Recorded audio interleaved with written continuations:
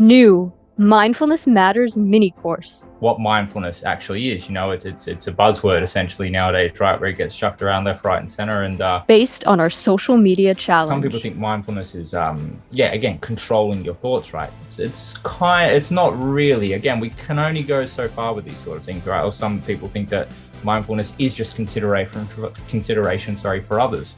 It's part of the equation. Your varying definitions of mindfulness. It's great to be able to think about what it means in our own personal life, right?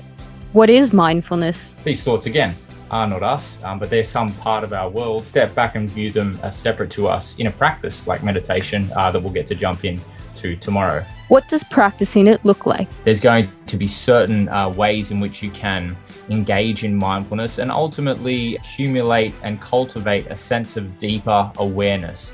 Different people will bring different types of mindfulness into it too. I know practitioners will talk about that idea of body awareness at the start of the exercise, right? You'll scan through your body and see where these tension points lie. I personally like to keep it for that end because it brings us back into our body space, which we can then take with us out of the practice to be a little bit more body conscious after we've finished in the space. Mindfulness and emotions. We can use mindfulness to get to know ourselves better and get to know how we engage with ourselves. So not so much looking at the world at large, but looking at that inner reflection piece, but in a mindful way, which is very different from just inner reflection. So when we're being mindful of our emotions, we're actually exploring what am I feeling right now and where am I feeling it in my body? It's also, am I paying attention to what my body's wanting to do with that emotion? We don't necessarily always tie our emotions to what our body is doing physically. So emotional mindfulness is actually being aware of those things and then acting on them. Mindful interactions.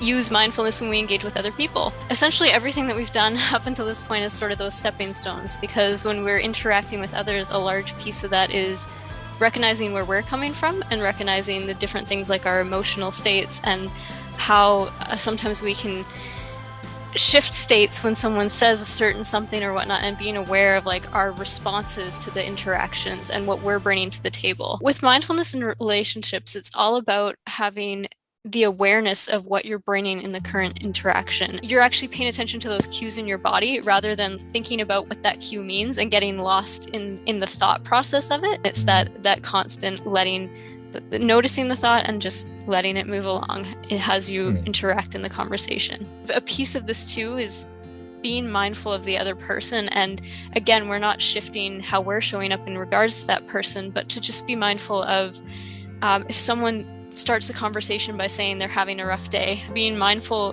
of your responses to those things that come into the conversation. I can also ask the questions, well, when do I need space? You know what I mean? Not just this other person. When do I when do I need to allow this person space, obviously, but when do I need to step back as well and potentially take some space? Or the opposite, right? When do I need to maybe find some more connection in my life and reach out to people more, especially if I'm extroverted, right? But it's going to help you be more mindful in those relationships when you notice some of those patterns coming back up in your life, so that you can address them faster. Reflections. This week was quite the journey. For me, I always like the emotional mindfulness because I'm someone who has really traditionally overanalyzed emotions. So to just learn to treat them as cues pointing towards something and not get too hung up on debunking where they're coming from is always a useful skill, so that we can start to notice when we're having successes in these areas and just like build off of that success, which is really exciting. Includes fun activities. Picking that one point, which I've got my point right now, and just trying to softly focus on that, right?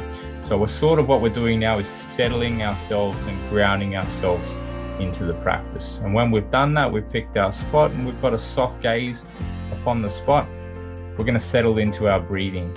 Doing something like a half an hour session, you'll find you're even more peaceful, you're even more serene, you're completely absorbed in the moment, and it's kind of like a longer lasting effect too. For some people, at least, I find for myself anyway. I can feel that presence in my body. Paying attention to how your body's responding to your emotions. If you're fidgeting, accept it, acknowledge it, that it's stress showing up in a certain way and that's okay. Learn and grow together. personal for me too, right? To learn about how, well, emotionally I can be more mindful, where it shows up when I'm not being so mindful, when I'm stressed out about things, I suppose. And then using mindfulness, essentially the tools that we discovered on days 1 and 2, and a little bit on yesterday as well, to assess that. Essentially, like, mindful living is paying attention to all of those things in every different area of your life and wherever you're showing up in the moment. Sort of showing up with mindfulness for others, right? And the fact that it can look a little bit different to what I thought it would have looked like. Start your journey with mindfulness today. Mindfulness Matters, mini course now available. Brought to you by Abraham's Fortune. Abraham's Fortune.